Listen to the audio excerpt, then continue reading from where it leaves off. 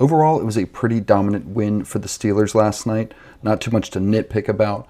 I will highlight a couple instances where Darnell Washington did less than he could have done. This is the split zone. It's a staple play. Everybody runs it. The Steelers run it a fair amount. Basically, all it is an inside zone play, but you're adding a tight end who's going to cross back across the face of the formation after the snap to seal backside pursuit. So you see here, number 2, the edge rusher here.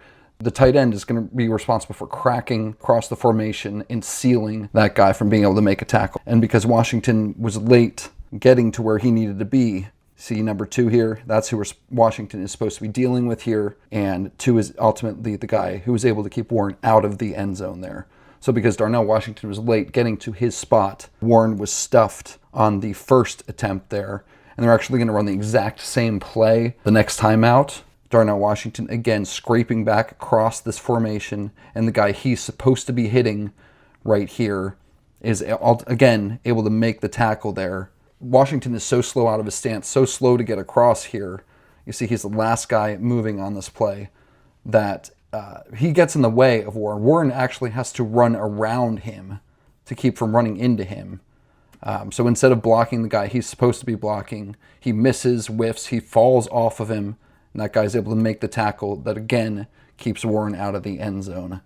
Now, it's hard to give him too much flack, Washington, for that, because ultimately, one play later, he was materially able to help the touchdown by pushing Connor into the end zone there. So, partial redemption. We'll give him partial credit for that, but just something that he needs to get better at, just getting out of his stance and getting across and into executing his blocks cleanly. Here you have some other examples. Here's Pat Freiermuth running the exact same play. He didn't seem to have any trouble with it. Again, Freiermuth coming across the formation, and you see his job here is to get a block on this edge guy. They're going to leave him on, the line is going to leave him unblocked and work this way. That's where the run is headed. They're going to have this guy come across the backside of the formation just in case he tries to insinuate himself into the play.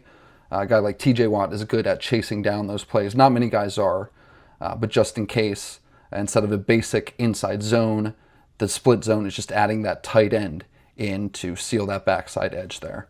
And Pat Freiermuth ran it a little bit better than Darnell Washington last night, but I just showed you 4 examples of the same run play. So when I say it's a staple play, it's one you see a lot on any given Sunday, any given Monday night.